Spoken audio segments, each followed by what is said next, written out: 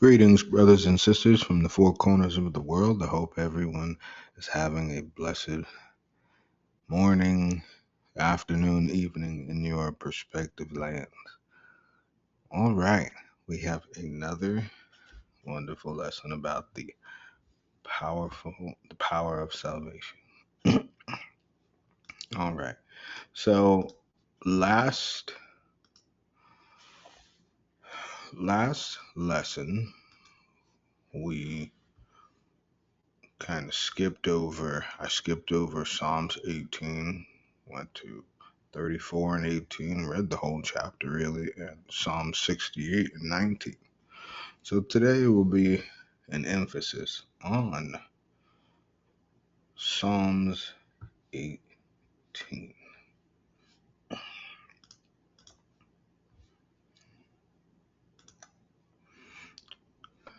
So once again, I said the emphasis is Psalms 18:35, but we'll end up reading the whole chapter. So let's begin.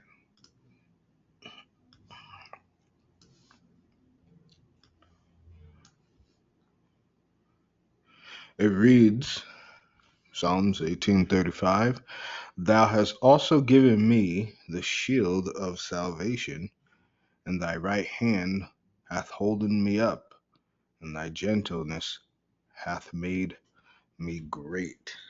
Now, a lot of people, when they see this scripture, sometimes it may go over their heads, sometimes they may scratch their head and say, wait, I thought it was a shield of faith, not a shield of salvation, right?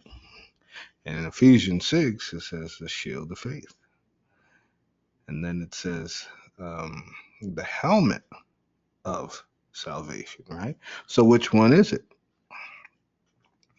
Now, let's check this out. Thou hast also given me the shield. Now, look at this word. The root words are protection. Okay.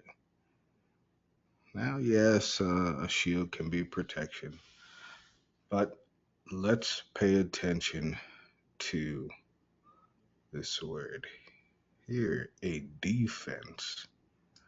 Thou hast also given me the defense of thy salvation. Better yet, we go into the root terminology, protection as well. But then we see hedge or protect. So thou hast also given me the hedge of thy salvation.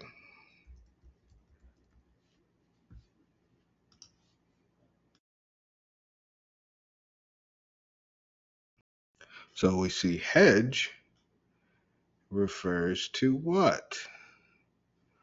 When we think of that sheepfold, we think of all of the sheep out, right? All the sheep out in the pasture, and then there's a blockage, right? Nothing can get to them. In the sense of verb, it reads, and more so in detail with the scripture, it says, make a hedge, which is to dodge, evade, or avoid committing oneself. So now this is really important. Look what it also says, ensure oneself against loss. All right. Now, I want to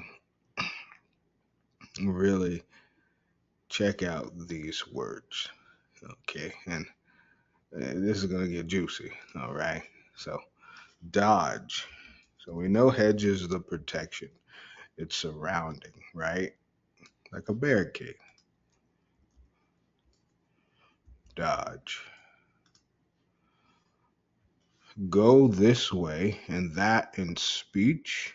Okay. Kind of like evading, right? To shift about, to move to and fro, shift suddenly, as to evade a blow.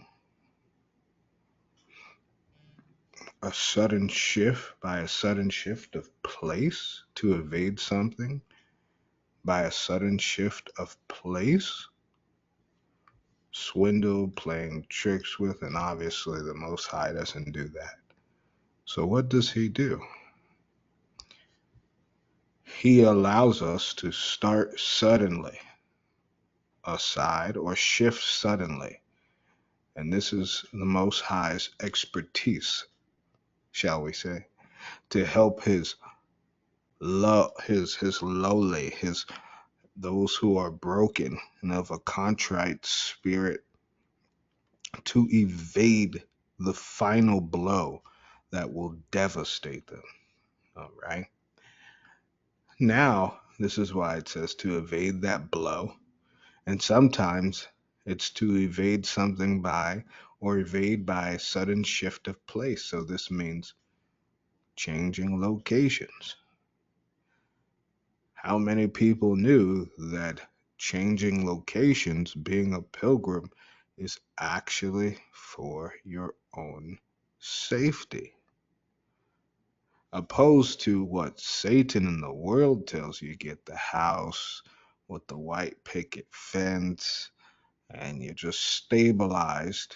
Now, obviously, it's good for stability. However, the forefathers and foremothers of the scriptures, they claimed themselves to be pilgrims. They knew what they were.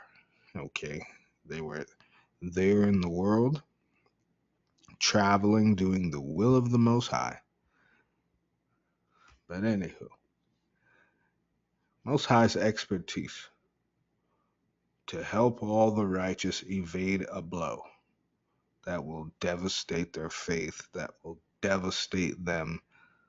Really, he uses this can be used as the Most High knows what we can handle, so he'll see it and allow us to prove ourselves and then pull us right out of it. And you know what? And in the world, they'll tell you that a lot of people are soft, or you have no backbone, or you don't have strength. And the Most High is like, you kept, yeah, you keep thinking that. You keep let those people think that. Evade, next portion. All right, and that's escape, to get away, to go, to walk away, right? Now, we kind of don't really look at this word as, oh, a biblical term, evade.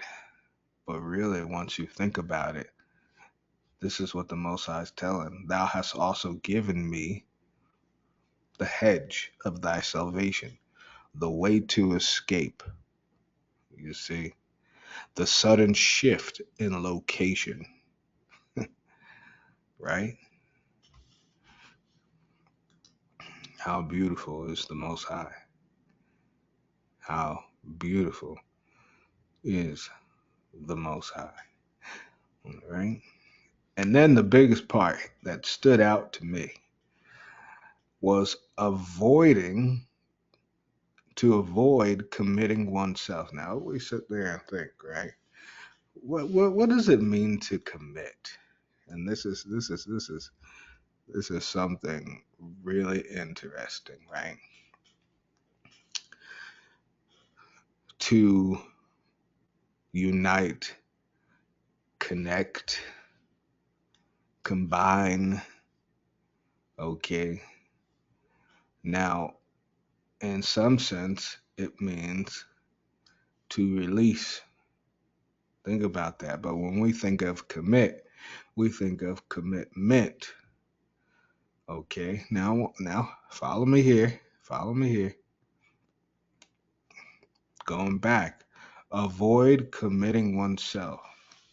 So imagine you want to stay in a place and the Most High is saying, you can't see a thing, child. And that's exactly why you want to stay there. But I have my time as to when I'm pulling you out. Because if I allowed you to stay there, I, your hedge would be, it would be too much for you.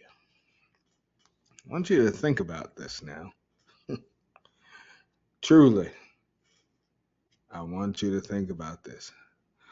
And I'm going to use myself as an example. Years ago, I was teaching at a school, and the school was mostly full of uh, children at the time who were, um, what they would call at risk, always fighting. I mean, these kids made Most Wanted look like a cartoon show, and that's true. Um, Now, when I was in the school, there was a teacher that came to me and said, I don't know how you do it, but it seems like you can control demons. And I'm looking at him like, and he's like, look at this. Look at your classroom. It's the quietest of all teachers in this building. It was a small building, about four different rooms or whatnot. But all classes had about, well, supposed to have about close to 40 students, right? And uh, just not, I would say about 90, maybe 98, if we're going to be nice, 97% of the students there were from, uh, dealing with legal issues, and all of them had, uh, monitors and different things like that. And their police officers would come into the school and check them, and parole officers would come in and talk to the teachers and all this, right? And the teacher, he said, yeah, it seems like you can control the demons in these children. And I said, what? And he said, look around you. You have, and this is a true story, there were students who wanted to leave the other classroom to come to my classroom so they could focus. Yet in other classrooms, they were wild. I don't know how the Most High did what he did. But anywho, and so you look at this, right? And until there started newer students coming in, and the administration was kind of broken quite all the way. And then there was one big fight on the outside of the school. I ended up getting hit by two students. My shirt was ripped because of trying to pull away another student. I was hit in the face. And I remember, I went back the next day. My back was so sore, my body was sore. And my wife says, aren't you going to take off? you know? Um, and I said, no, the kids need me, the good ones, the ones that I can actually get through to, right? And so from that point, things started getting worse, not in my room, but in the school as a setting. And it became like my room was a safe haven. And it just got worse and worse and worse and worse. And then I made the decision. I said, okay, I think I need to go. And it was hard because my wife, she said, yeah, you got to go, safety wise, mentally wise. And she said, you know what? You probably would have stayed. And I think of it, if the Most High didn't allow situations to occur, I would have stayed. And this is what I'm referring to as an avoid committing oneself, because I could have stayed there and done that job, um, you know, for a long time. being able to change a lot of those students. But I wasn't able to change a school, just students in my classroom. So the Most High made me, He avoided me from committing myself because eventually the school shut down for so many things after I left. And yeah, he really will pull you aside, push you out the way. And I will say this, if you do not recognize the Most High's hedge, then He will push you out the way. So it's best also to recognize the signs, as in, okay, have I over did my stay? All right. Avoid committing oneself. Sometimes, some people will want to be in relationships with people and different things, and the Most High didn't allow it to work. He helped you, right? Think of it. He helped you. He gave you a head so you would avoid committing yourself to a person who would bring you to the pit. Many people don't think like this. When things happen, breakups and divorces, the mo come on now. When you lost a job, all kinds of, come on now. You sit there and think, oh man, this is the worst day of my life. How could this be? And the Most High say, well, it could have been worse, but I didn't want you to see worse. So we don't have to talk about that. All you have to do is trust me. Amen. So here we see that the Most High, David is referring to the Most High, talking about him. Thou hast also given me a hedge of defense, a hedge of salvation, the ability to evade, the ability to avoid committing myself to anything that is against the Most High salvation. How beautiful is that? Now, keep that in mind. Also, this is on terms of that you agreed with the Most High stipulations that you will accept His salvation. So you accept His salvation. He's given you the ability to avoid committing yourself to dangers by making ways for you to evade it, dodge it, and so forth. He's also given you the ability to barricade. How can you see a barricade? Now think about this. It says a hedge also, right? Kind of like a barricade. Now, a barricade, you sit and think, okay, no one can come in my home. But think about it. A barricade allows you to set something up so you can identify an intruder. Think about it. You're not letting this person in. But the minute they try and overstep their boundaries, that's what that barricade is for. Okay? When you see that they're coming aggressively, that's what that barricade is for. All right? So that's what the Most High's hedge of thy salvation does. And thy right hand hath holden me up, and thy gentleness hath made me great. Now, notice a lot in the scriptures, also in Ecclesiasticus, where with salvation after the deliverance, I repeat, with salvation after the deliverance, the Most High makes individuals great. He just doesn't say, oh, here was that trial and tribulation, and I'm just going to give you whatever, and you go about your day.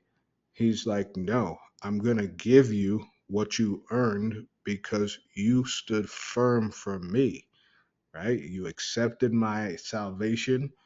I told you I would protect you. As long as you do the things I asked you, you did. And now it's time to make you great. Now, let's look at this word to hath made great. It means to increase, right? In whatever respect. So he can choose, however, he can have you go over and beyond in abundance. He can have you go over and beyond and be in authoritative position. He can make you full. Okay. He can enlarge you, adding brothers and sisters, adding family, adding needed things to your life.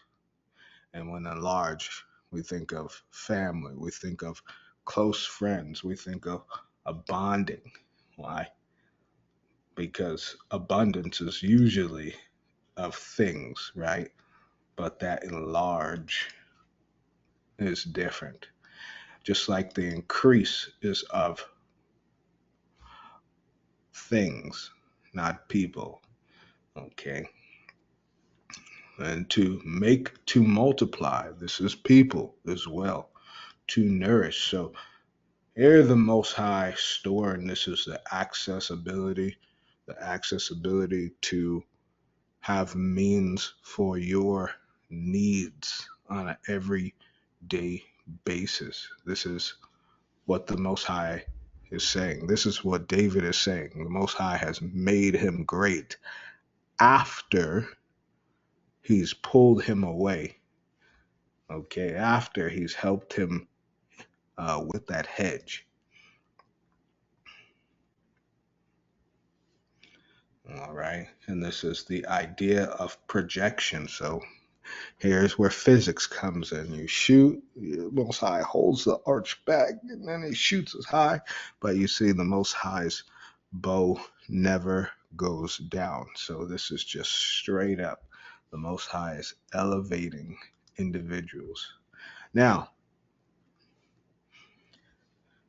and that's why it says, Thou hast enlarged my steps under me, that my feet did not slip. So it didn't matter where you step, it's going to be good. Now that's the root. Let's bring it back to the beginning.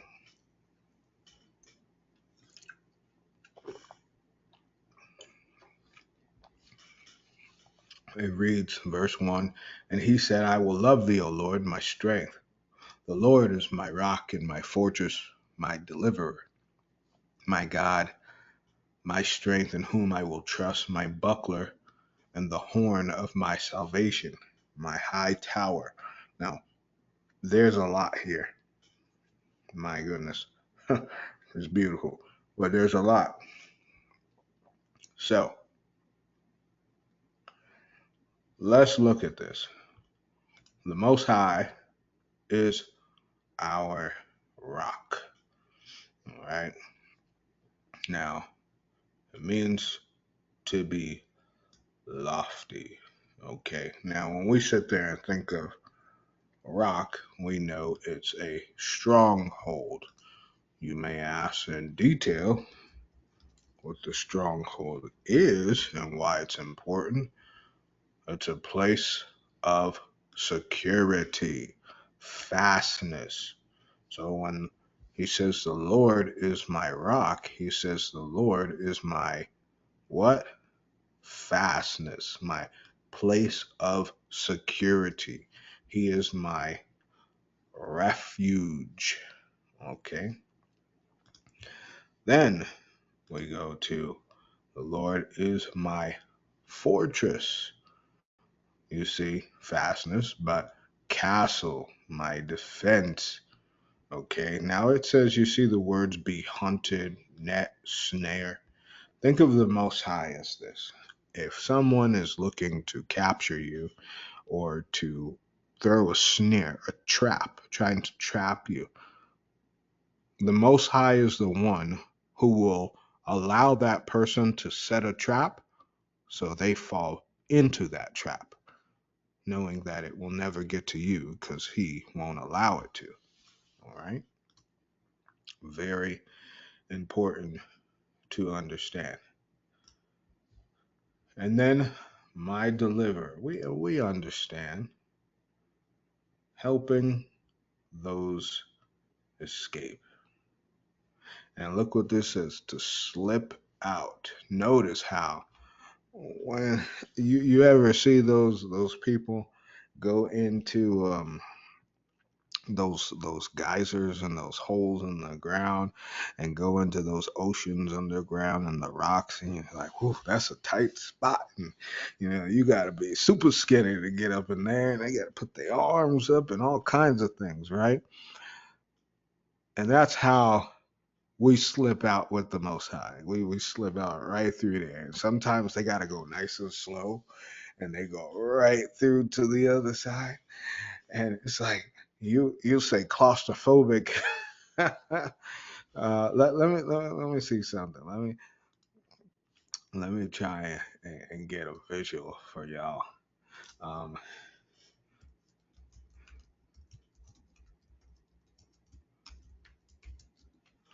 let me try and gonna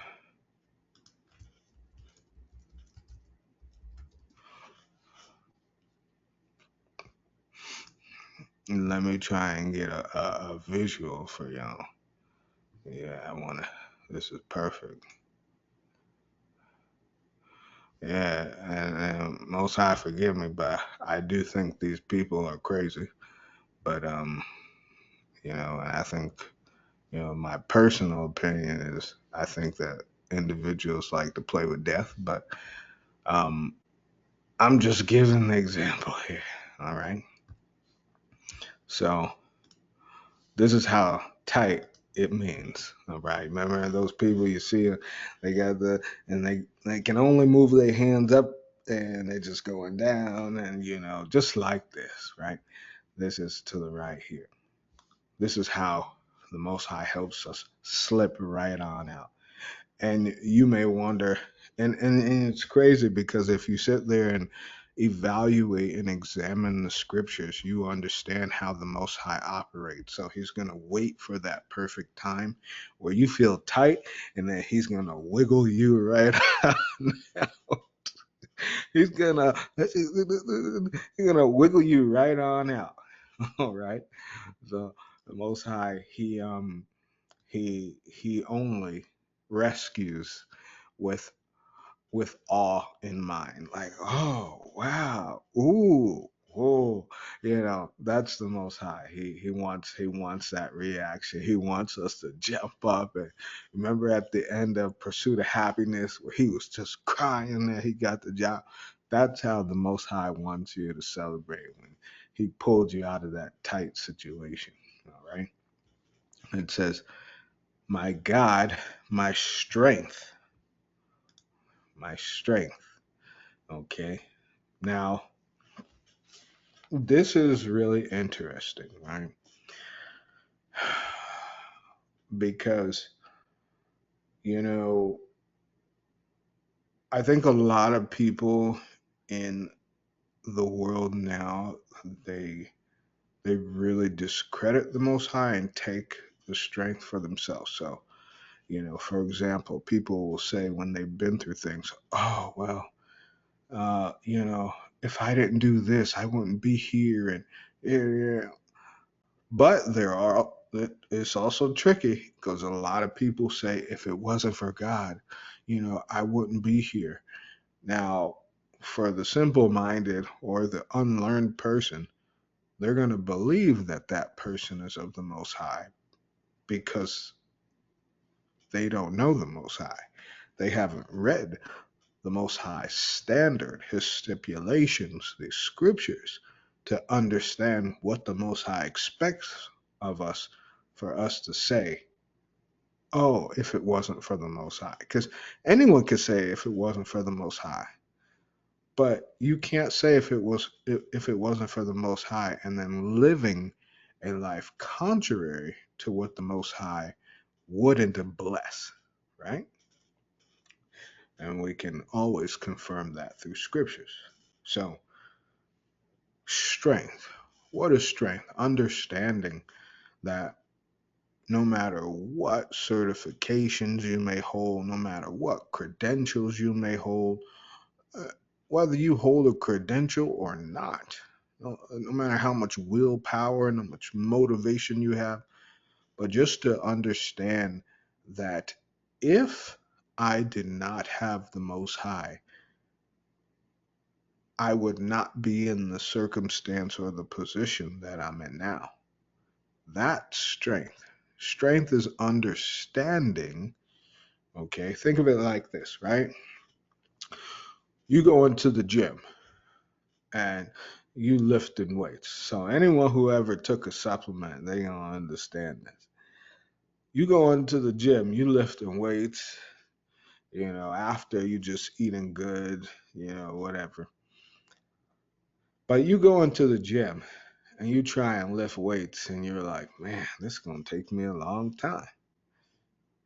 But when you put that scoop in that supplement in, you're like, da-da-da-da, charge, and you lifting, you moving, you more focused and concentrated, and you just, your brain is thinking on another level. I gotta do more. I gotta do more. Come on. Yeah, let's get it, right? And so think of the Most High as that scoop of that supplement. Like, there's no way that the things that we do, we couldn't do it without the Most High. We couldn't do it without the Most High. He is our supplement. He is that that pump. Okay, and I'm speaking in gym terms, but he is that pump. He is that. Okay, come on. You got 5 more? I bet you can do 10. Like, that is the Most High. Okay, so He is our strength, always helping us to be at our best. All right. It says, "In whom I will trust," the buckler, which is, you know, a really interesting term because they give it as a shield, but it means like a protector, right? A shield, a protector. Same thing, a hedge, but and then it says the horn of my salvation. Now, I want you to think of this, right? And you're probably wondering, I don't get it. The horn of my salvation. What does a horn do? When we see for the holy days, the trumpets are blown, right? To let everyone know that the holy days are either coming or to prepare yourself, right? Very true. So, what does this mean? This means that the Most High is your horn. He is going to warn you if something is off. How many people, now here's the thing, this is why in the book of Proverbs it says, lean not unto thy own understanding, because the Most High, with accepting his salvation, he is the warner. Okay, he will warn you. You know, the problem is people are so naive in the world to think that they can discern everything. But if we have a process to get rid of spirits from our own bodies, which is called fasting and prayer, which you and I want you to understand this, right?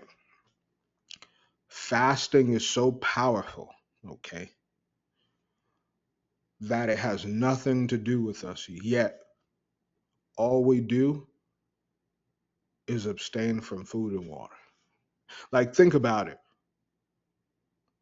All we have to do is show that we abstain from food and water and pray about why we're fasting, and the Most High will handle the rest. Meaning, there's nothing we can do to get rid of those spirits. If they were going to stay, they were going to stay. Just like if you're not fasting for proper reasons, those demons are going to stay.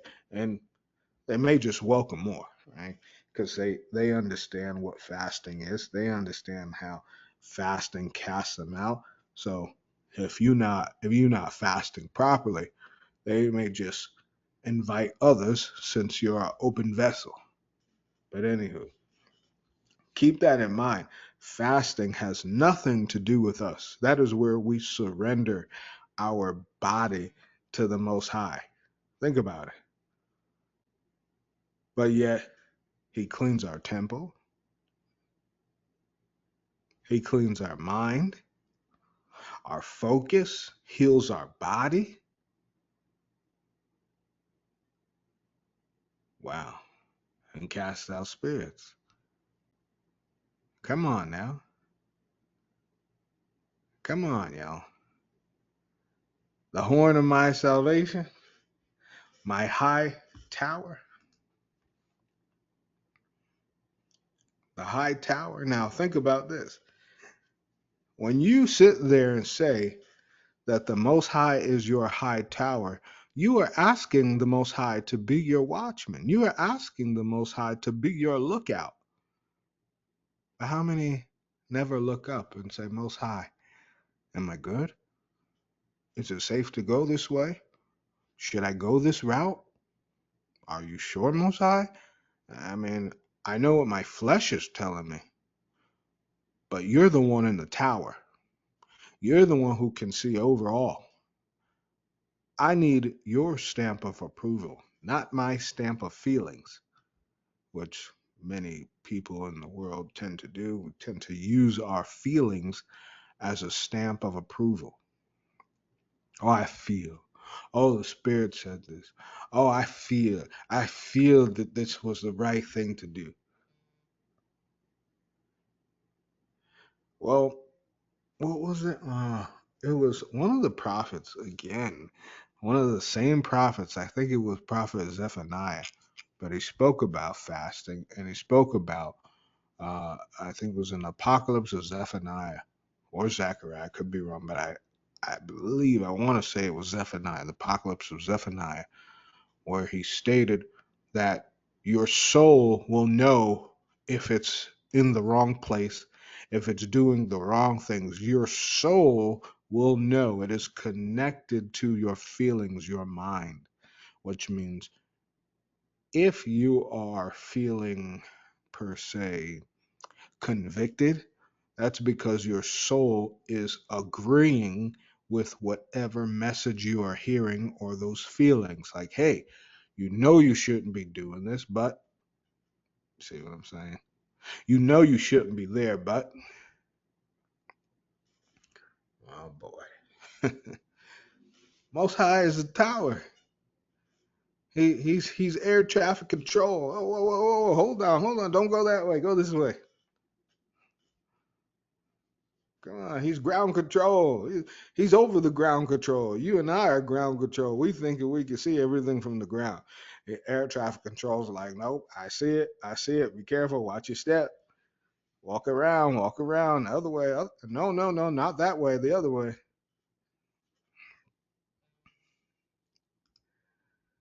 Verse 3 reads, I will call upon the Lord who is worthy to be praised. So shall I be saved from my enemies. So shall I be saved from my enemies. This word, call upon, I want you to think about this. Think about all the things. Now, accosting a person met, call out, address by name. Mention, which means give name, read. Now, almost as if you're having a meeting with the Father in heaven.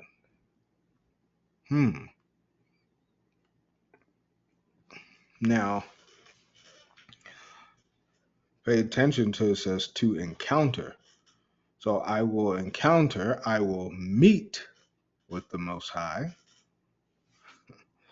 I will talk to the Most High. This is what David is saying. Who is worthy to be praised, so shall I be saved from my enemies. Meaning, David's going to do everything in his power to acknowledge the presence of the Most High and his love his grace and his mercy and understanding. Sorrows of death compassed me, and the floods of ungodly men made me afraid. Now, we're living in those times. We're living in those times. People worry about if they're going to live or die, wanting to live it up. And then there's floods of ungodly people all around the world. And the biggest issue is not all the denominations and different, organizations and religious groups. That's not even the issue. The issue is when you tell someone out of love that they're wrong, it don't matter pretty much whatever religion.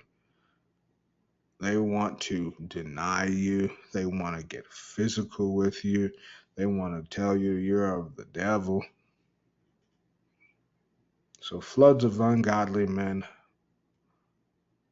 yeah, they made David afraid.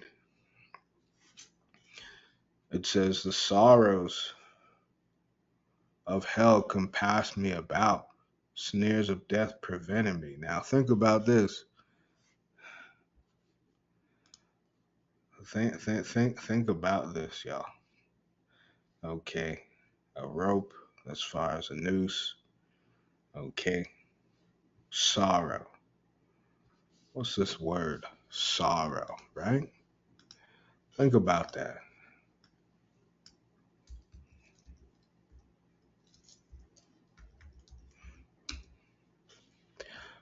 Sorrow, grief, regret, all right, worry. Now, understand the sorrows of hell. The sorrows of hell. The regrets, the pain, the anxiety, all these things, all these thoughts come from hell, which means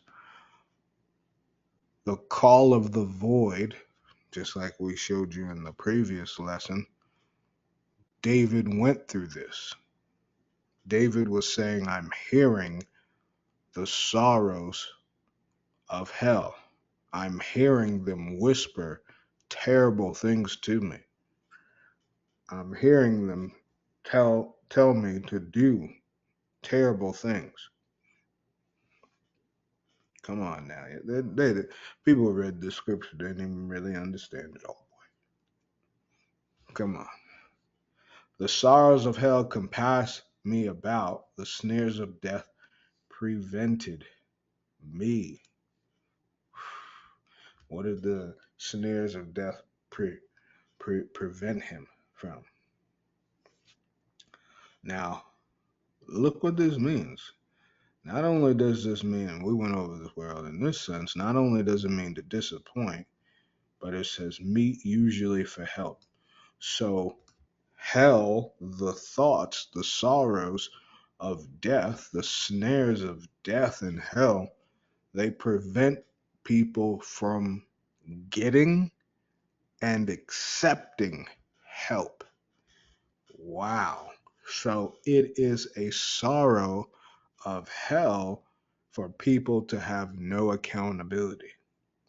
Because when you lack accountability, you prevent yourself from moving forward to grow because you think you're already perfect, which is what the fallen angels think about themselves. Moving forward. In my distress, I called upon the Lord and cried unto my God. And he heard my voice out of his temple, and my cry came before him, even into his ears. Then the earth shook and trembled, the foundations of also of the hills, and moved and were shaken, because he was wroth. There went up a smoke out of his nostrils, and fire out of his mouth devoured. Coals were kindled by it. He bowed the heavens also and came down, and darkness was under his feet. And he rode upon a cherub and did fly, yea, he did fly upon the wings of the wind. He made darkness his secret place. His pavilion round about were dark waters and thick clouds of the skies. At the brightness that was before him, his thick clouds passed, hailstones and coals of fire. The Lord also thundered in the heavens, and the highest gave his voice, hailstones and coals of fire. Yea, he sent out of his arrows and scattered them. He shot out lightnings and discomfited them. Then the channels of waters were seen, and the foundations of the world were discovered at thy rebuke. O Lord, at the blast of the breath of thy nostrils. He sent from above, he took me, he drew me out of many waters. Now remember, that's tribulation. He drew me out of many waters. Now, I want you to ask a personal question.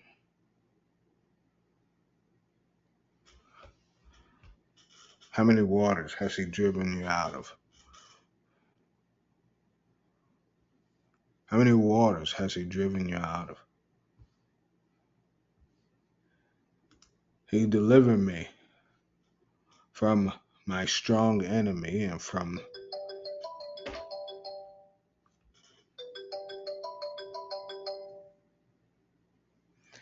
he delivered me from my strong enemy. One moment, please.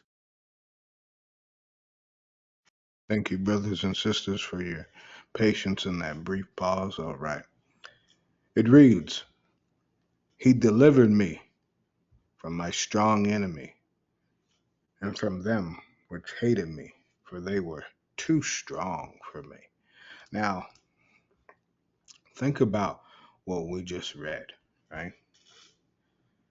Think about what we just read. It said, what? The hedge was to do what?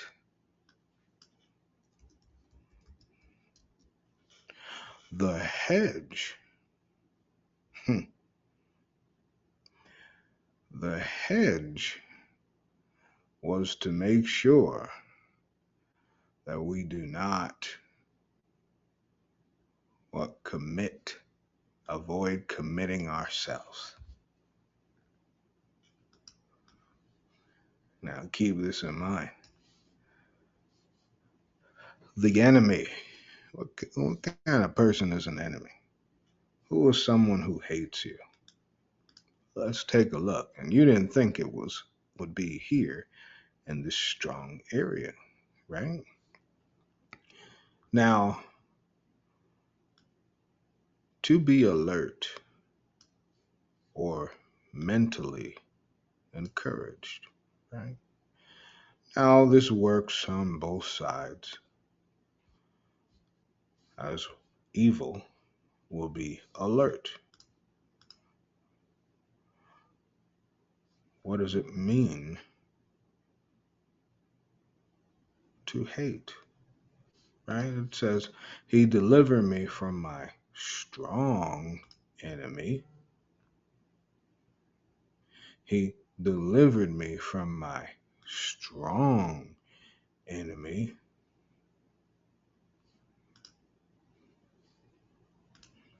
He delivered me from my strong enemy.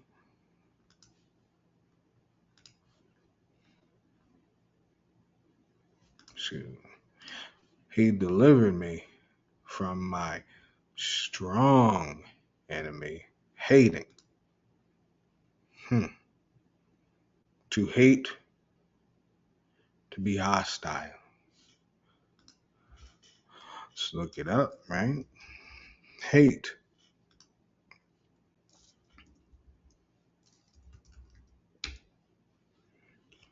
regard with extreme ill will, have a passionate aversion to, hate, hate. Some may say, what's that passionate aversion? What's that passionate aversion? A turning away from, a mental attitude of repugnance or opposition. Aversion.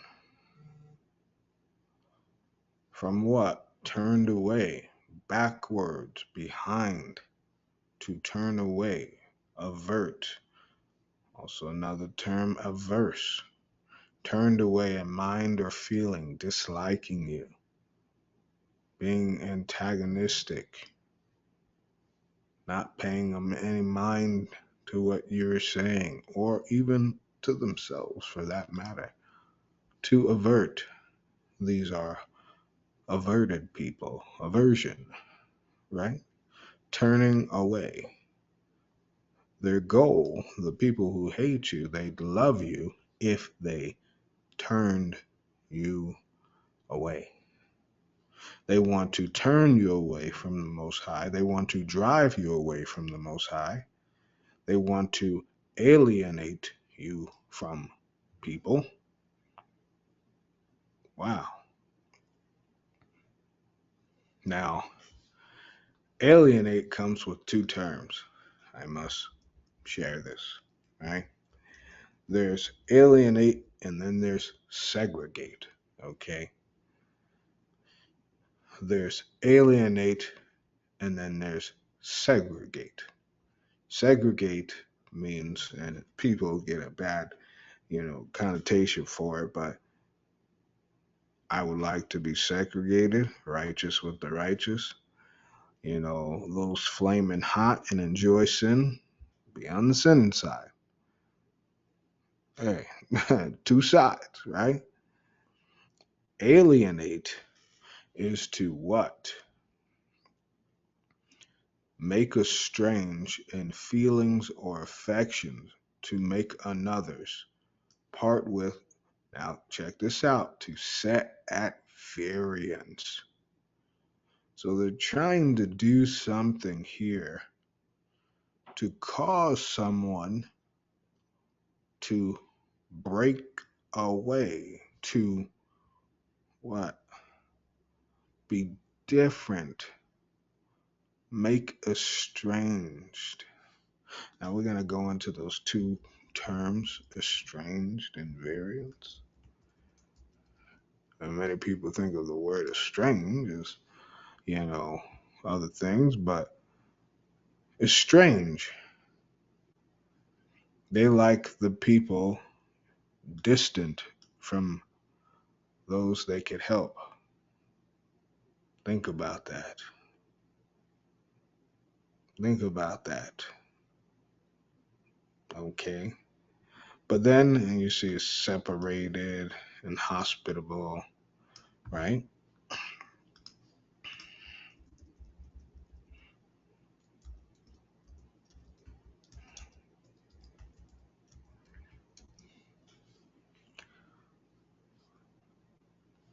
Right?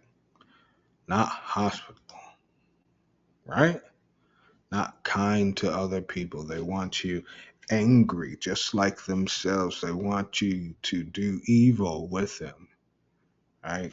Proverbs says, don't run with them when they ask you to do evil with them. They want you to be like this, and they want you to be at variance.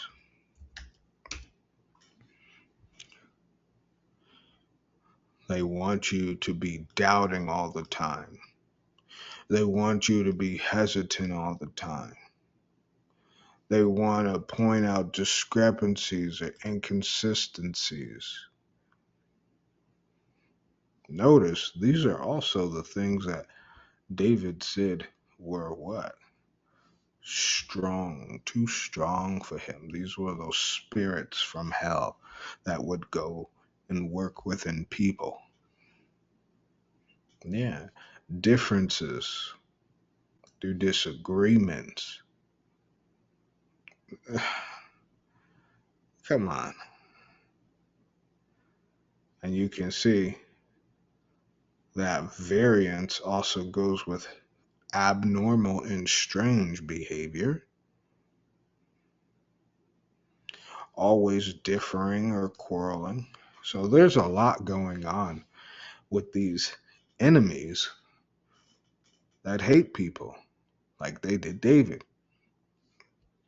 It says they prevented me in the day of my calamity, but the Lord was my stay. Do you understand that these individuals, let's say, and this is very very deep. Okay, this is deep, and some of y'all may feel what David is saying. All right, some of y'all gonna feel what David is saying. They prevented me in the day of my calamity, but the Lord was my stay. Now, they prevented me in the day of my calamity. What excuse me, what does that mean? Now, let's check out this word misfortune, oppression, bending, right? In the day of my calamity, right? They prevented me. Oh boy.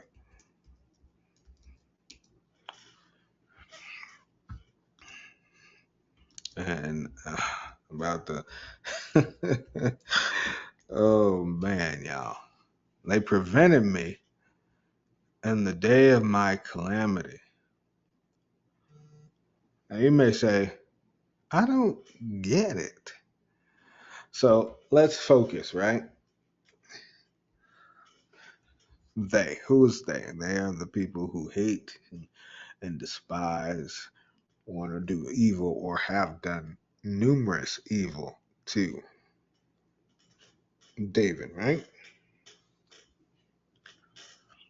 And then they they prevented me in the day of calamity. So let's work now backwards. Calamity is state of adversity, like a great misfortune, cause of misery, damage, failure, disaster, misfortune, adversity.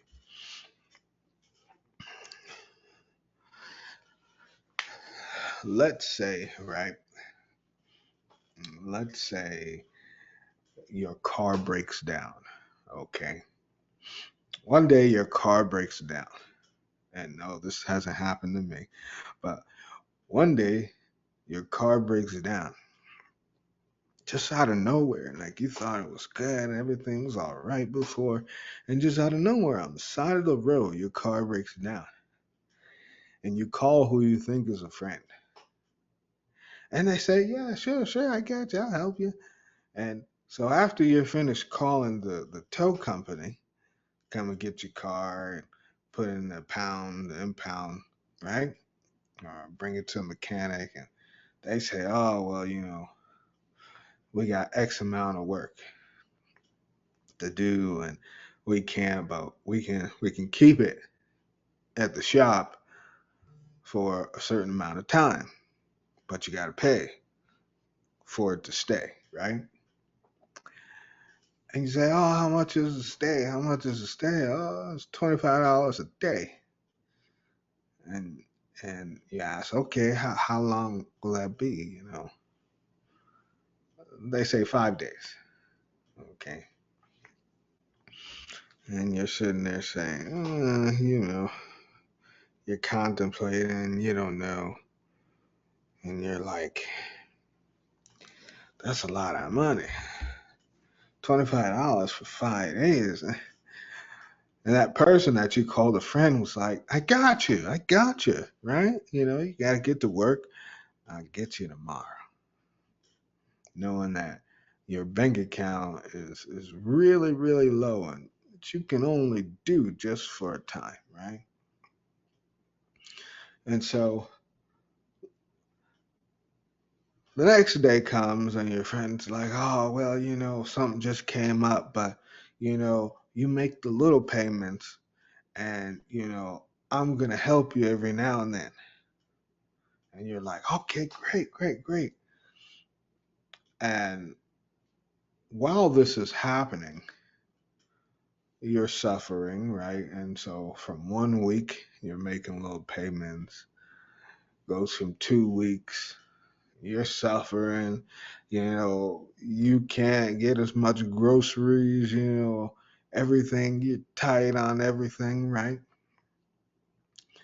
And then you see your friend, they got a promotion, and you're like, can I get some help? They said I owe this exact amount of money, and they're like, well, I told you I help you bit by bit, right?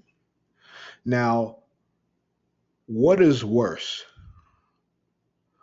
Okay, if you sit there and think about it, right? Paying off a fee all at once or paying it off time by time. It's kind of the same concept as, you know, would you rather, and some people say, what was that term? The slow drip, right?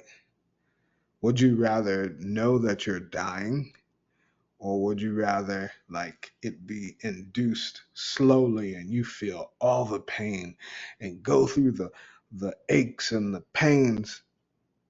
It's kind of weird. Why would you want to go through a longer suffering if you didn't have to, right? Rather than getting that help, rather than that slow drip of IV, right? You know, just help me, right? Um, when it says that David says they prevented me, it means that they had the means to help, but they did not. And what they did was they helped in increments. Now, some people may say, oh, this is a wonderful thing. But after time went by, that person included so much interest on their car. They had to do X, Y, and Z to just get to work and take care of things, get groceries, and that that extended time caused so much pain.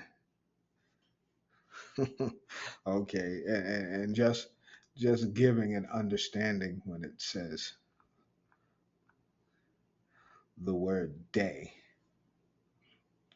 it also references year as well. So this is not just a day. This is a time period.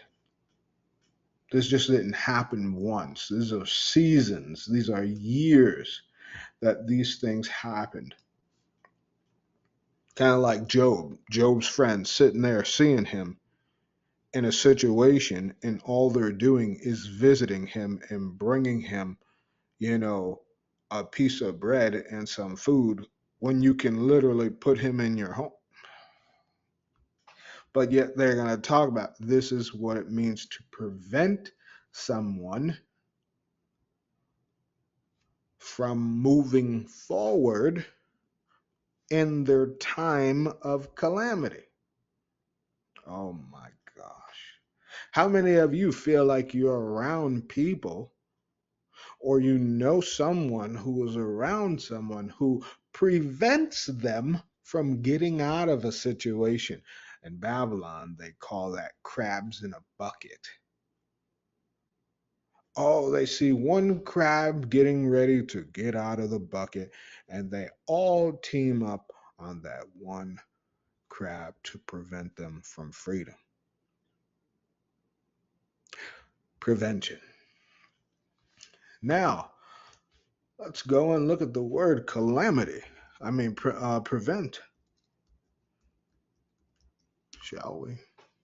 Prevent, act in anticipation of, sooner or more quickly than other, come before, anticipate, to prevent, before, to come. Literally, keep from existing or occurring. So it is someone, it is people out here in this world who guard against your blessing. They will, you know how, like, think of like back in the day, think of like a strong basketball defender, not letting you move. They just locking you down, right? Think about uh, Ron Artest. They call him a meta world peace, right? He was good in defense. That's about the only thing he was good in. Or Dennis Rodman, right? You see, these are some lockdown defenders. They'll have you locked down, right? And basketball make you pass off. And so that's the point. These individuals want to guard you. They'll be guarding you so that you have the ball in your hand and you don't feel like shooting your shot for the opportunity. So you pass up the shot so you don't get the opportunity. That is what it means to prevent someone in the calamity, in the day of calamity, preventing someone from an opportunity because they don't want you to have it. Look at this evil that was going on with David. I mean, when you look at these scriptures, I mean, wow, right? And you see a lot of these things today in the world. It reads, He brought me forth also into a large place. He delivered me because he delighted in me. Now, let me not forget, the Lord is my stay, a support, protector, sustenance. Think about that. The Lord is my sustenance. The Lord is my means of living. The Lord is my income. The Lord is my wealth. The Lord is my food, my victuals, my provisions. Wow, right? The Lord is my support. The Lord is my care. Wow. He said, okay, they're going to do what they're going to do. But the Most High going to make a way right around it, right? He's going to make a way right around it. It says, He brought me forth into a large place. He delivered me because he delighted in me. The Lord rewarded me according to my righteousness, according to the cleanness of my hands hath he recompensed me. For I have kept the ways of the Lord and have not wickedly departed from my God, for all his judgments were before me, and I did not put away his statutes from me. I also was upright before him, and I kept myself from mine enemy.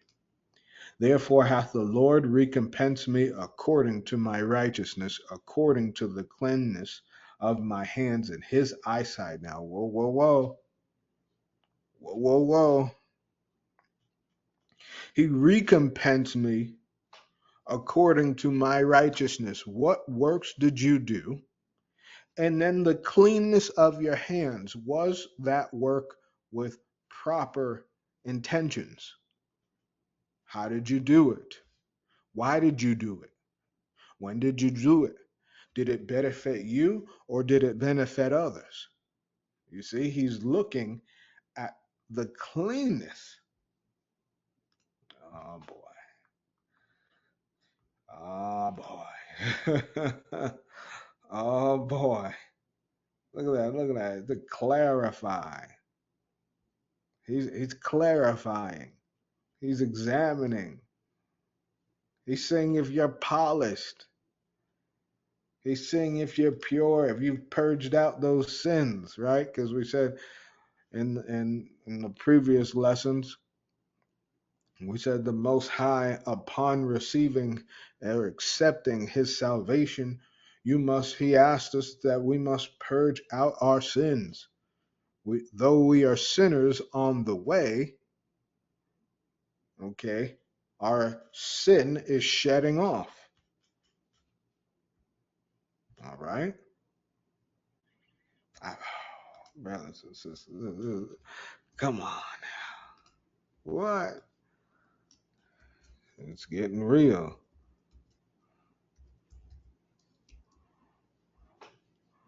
It's getting real.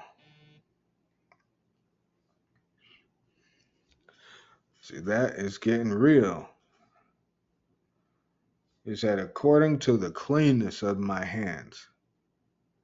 Look at you. Look at this. Look at this. Look at David. Free from dirt and filth. Beast.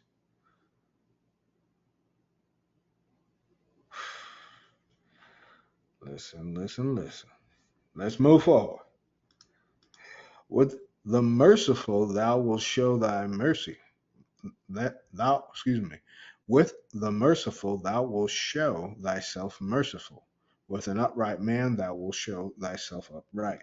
With the pure thou wilt show thyself pure, and with the froward thou wilt show thyself froward. For thou wilt save the afflicted people, but will bring down high looks. I repeat, for thou wilt save the afflicted people, but will bring down high looks. Now, what is an afflicted person? Oh my. It's a depressed person. It's a needy person. It's a poor person. Wow. Who would have thought? Who would have thought? Looking down, browbeating, to depress, a base self, doing things by mistake, but trying their hardest.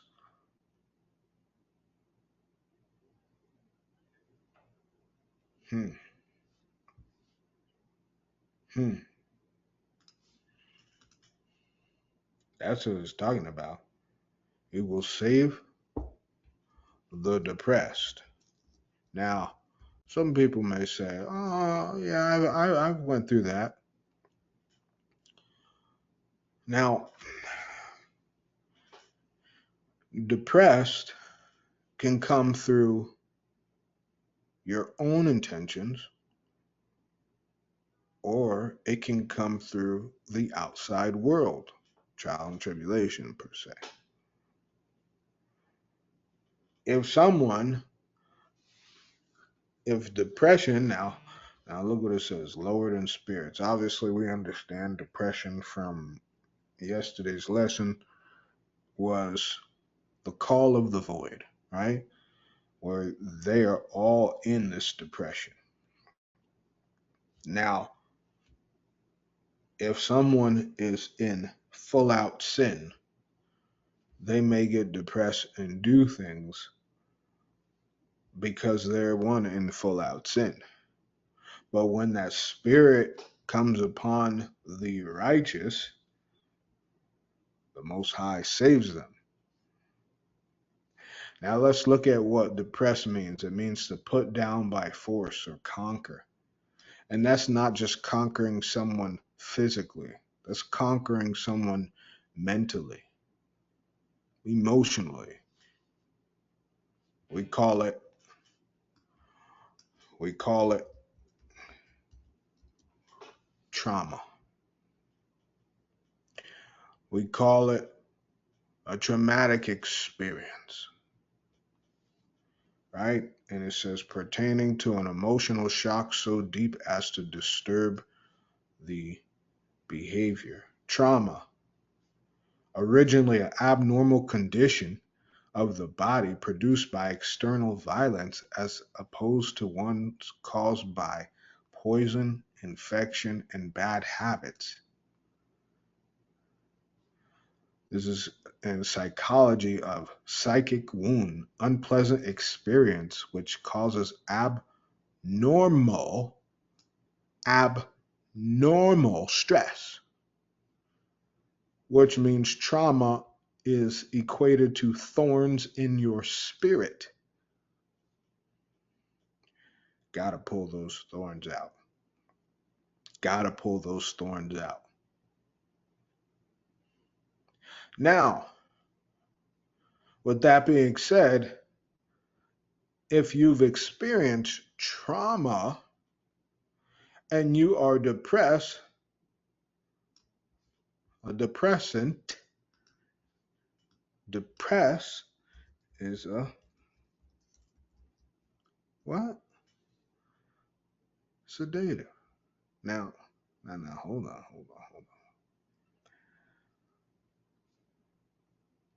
I want you to think about this. It says a depressant. Okay, let's go back. A depressant having the quality of depressing, a sedative. Now, in medical terms, they're saying, oh, take these antidepressants. But yet people take antidepressants.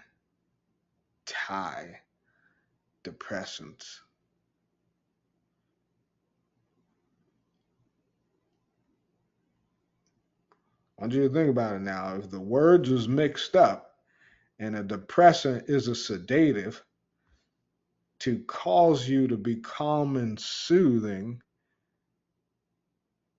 then antidepressant means to have to be against calming and soothing. That's why when people take those drugs, they get worse and worse and worse. Now, putting this in terms of the afflicted, the depressed, the traumatized. Yeah, remember? So, with that,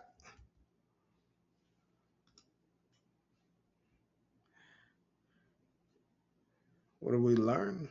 It's abnormal experience, thorns in the spirit. So, the Most High is looking at those who have been traumatized.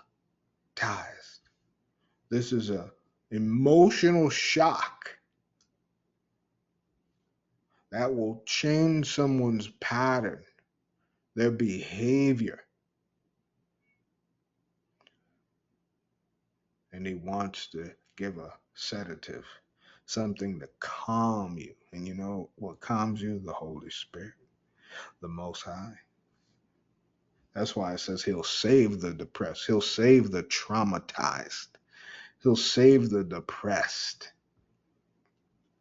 but will bring down high looks, but will bring down high looks, but will bring down high looks, meaning anyone looking to conquer the depressed.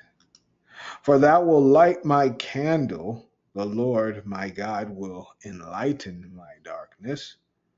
For by thee I have run through a troop, and by my God I have leaped over a wall. These are the trials and tribulations. As for God, his way is perfect. Perfect. The word of the Lord is tried. And do you know what that means? The word of the Lord is tried. Of course, it's not tried with him. It's tried with you and me, because Satan's going to say, okay, you read this. Now let's see if you really stand by it. What is that new term today? Standing on business. Satan's going to be like, all right, you read the scriptures. Let's see if you stand on the scriptures. Let's see if you stand on business. He's a buckler to all those that trust in him. For who is God save, meaning except the Lord? Or who is a rock save, meaning except our God? It is God that girdeth me with strength. Wow. And maketh my way perfect. And maketh my way perfect. And maketh my way perfect. Now we gotta evaluate this, right? Maketh. Now, when it says maketh, it doesn't mean make. What they've done to the scriptures is they've put in little words that if you don't read it properly, you're going to wonder, like, what? Or you're just going to pass by it. He maketh my way perfect. Okay. But yet he assigns the perfect way. He brings you the perfect way. He directs you the perfect way. He delivers you the perfect way. He lifts you up the perfect way. And he recompenses you.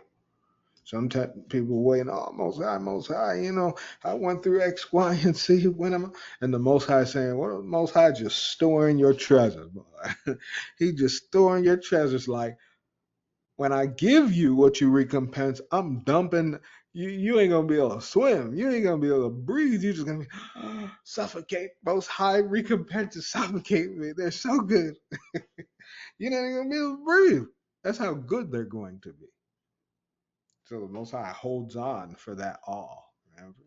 That all, like, what? Most High did what? For real? Okay. Most High maketh my way perfect.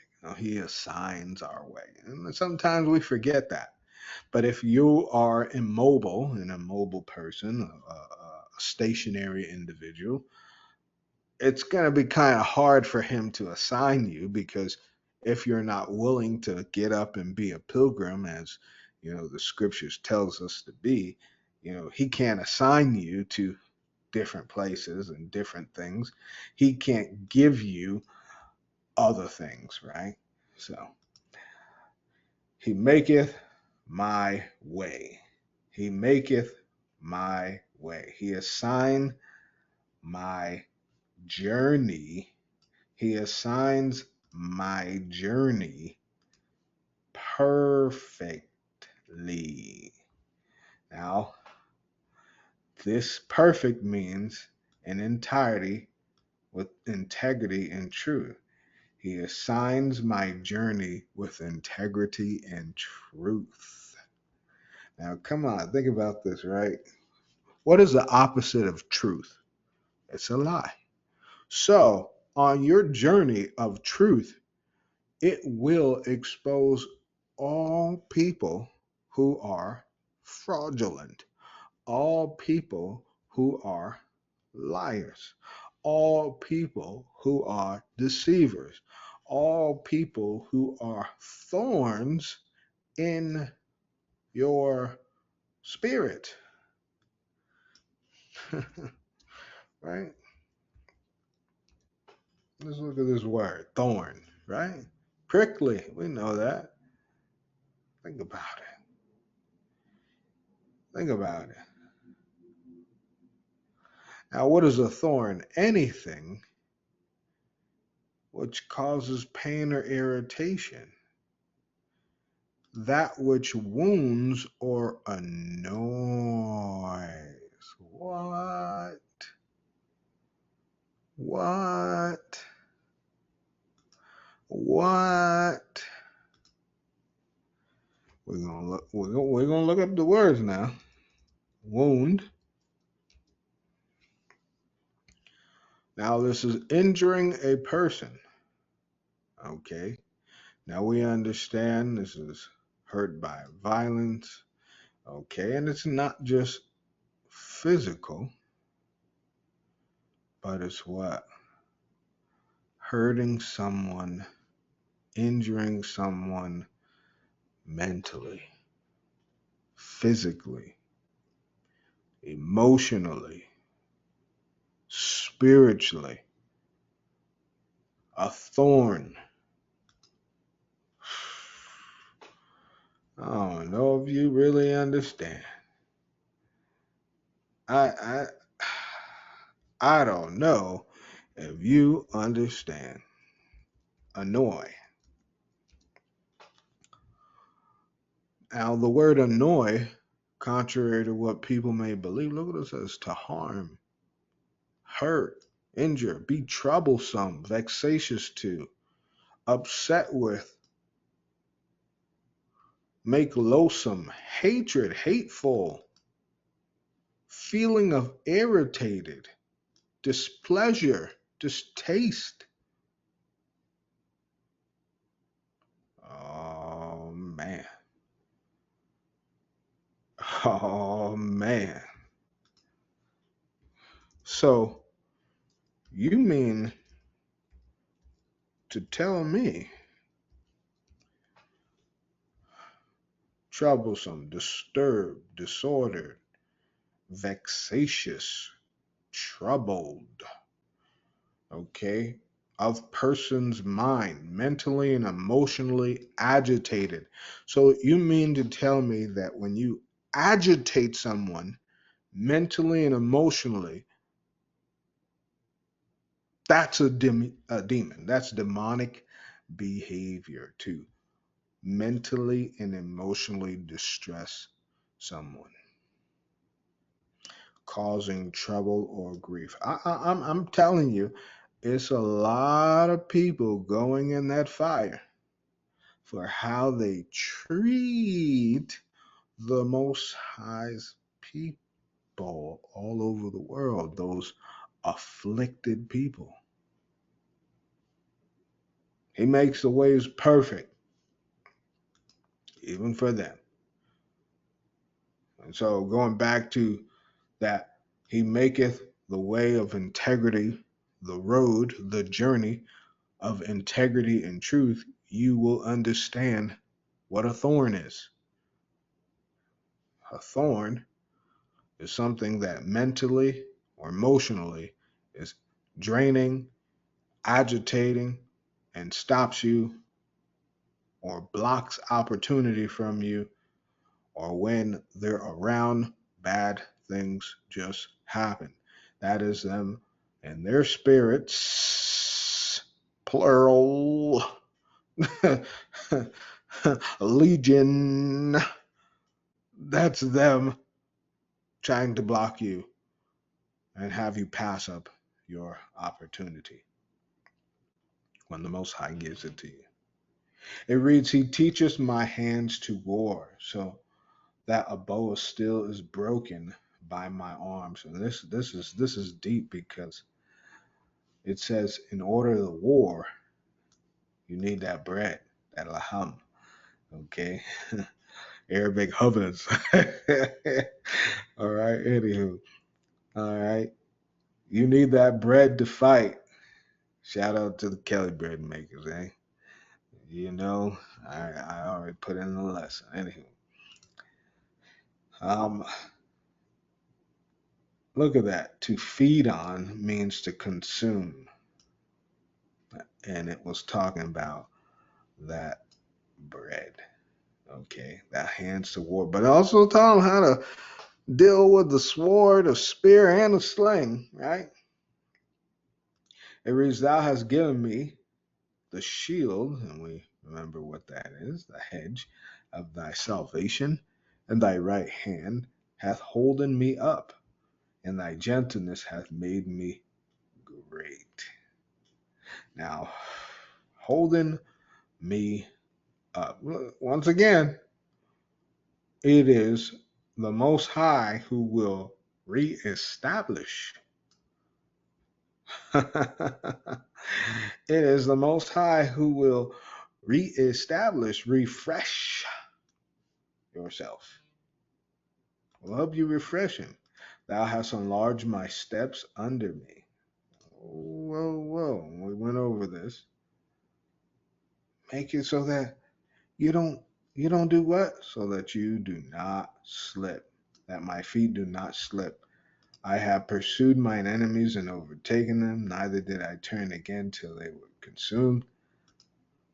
I have wounded them that were not able to rise. They are fallen under my feet, for thou hast girded me with strength unto the battle.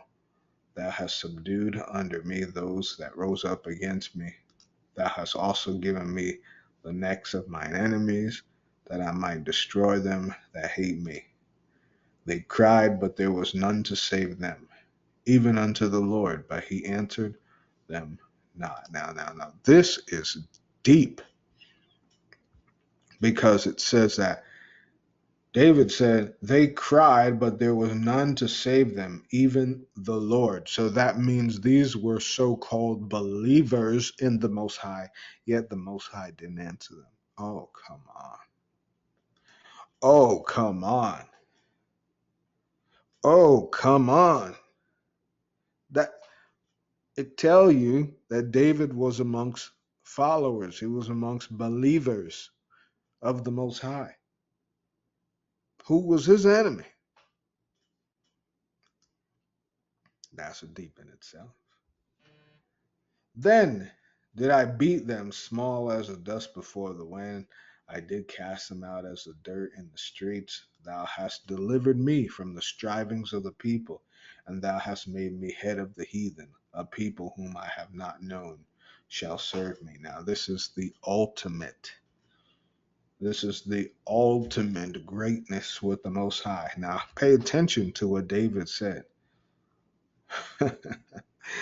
Oh, the children of Israel. He said, Thou hast delivered me from the strivings, from the strivings, the contest, the adversary of the people, of the multitude of the people, of the people.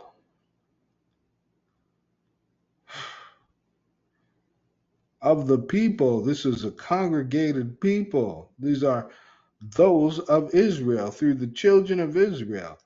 Thou hast delivered me from the contesting, the adversaries of Israel, the children of Israel, and thou hast made me head of the heathen. The Most High said, your people don't want to listen to you. I'll send you to somewhere else where people will. A people whom I have not known shall serve me. As soon as they hear of me, they shall obey me. The strangers shall submit themselves to me. The strangers shall fade away and be afraid of their close places. The Lord liveth, and blessed be my rock. And let the God of my salvation be exalted. It is God that avengeth me, and subdueth people under me. Now, you hearing what's happening? It is God, it is the Almighty, it is the Most High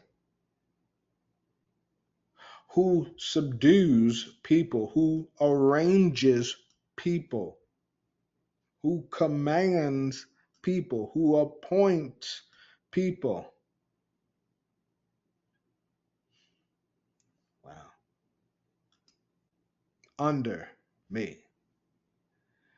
He delivereth me from mine enemies, yea, thou liftest me up above those that rise up against me. Thou hast delivered me from the violent man. And let's just be very clear, okay? Every adversary is violent. That's what I said. I don't care if they've murdered. I don't care if they haven't been a murderer, if they haven't killed. Every adversary is a violent person. Every jealous person is a violent person. Every envious person is a violent person. Why? Because a violent person is false. They are unrighteous. They deal wrong. Now think about this, they've gotten unjust gains. And usually evil people will say, if I could do it, you could do it too. Well, what you doing with yourself? Because the righteous will say, let me show you how it's done. Let me help you. Let me invest in you. Uh-oh. Like the Most High invested in me, because the Most High used someone to invest in me. Now I'm going to invest in you. A violent man. A violent man. He said, well, I'm going to read again. He delivereth me. He slipped me out of. He set that hedge. He delivered me from mine enemies. Yea, thou liftest me above. Thou liftest me up above. Thou, thou liftest me to be high, actively to rise or raise, exalt, set up on, promote. Thou liftest me above those. Above, above, right? Those that rise up. Ooh, wait. Rise up. Those that rise up to do what? To stir up problems, bring up things from the past, continue issues, be an enemy, be a frenemy.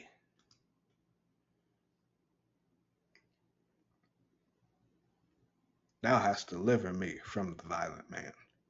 Therefore I will give thanks unto thee, O Lord, among the heathen, and sing praises unto thy name. Great deliverance giveth he to his king, and showeth mercy to his anointed, to David, and to his seed forevermore. Now, brothers and sisters, the Most High is good. I tell you, his ways is perfect. He sees everything that people go through, the lowly, the sad, the depressed. He doesn't love you. He says, I want you to understand, I'm your hedge. He wants you to understand, I will save you.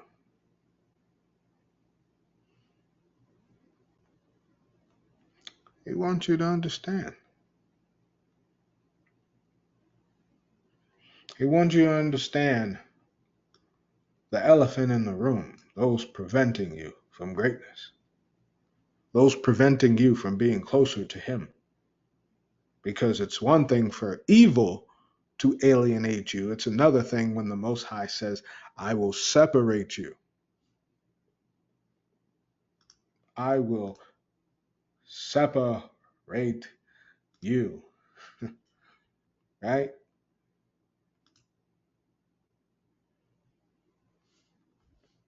It's another thing.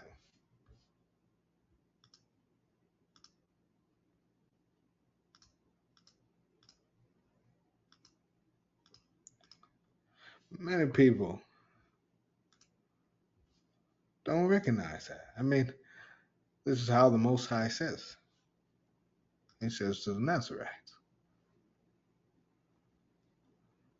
speaking to the children of Israel, and say unto them, when either man or woman shall separate themselves to a vow of a Nazarite, to separate themselves unto the Lord.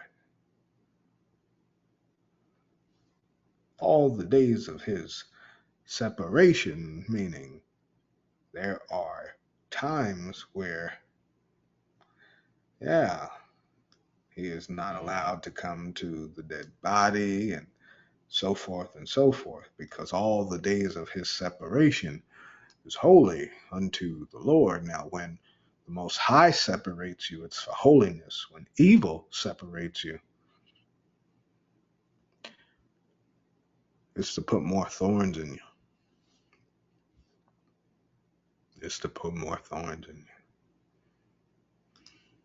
Brothers and sisters, the power of salvation.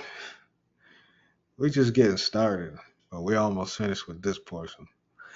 But we're just getting started. Power of salvation, brothers and sisters. I pray that you see the perfect way of the Most High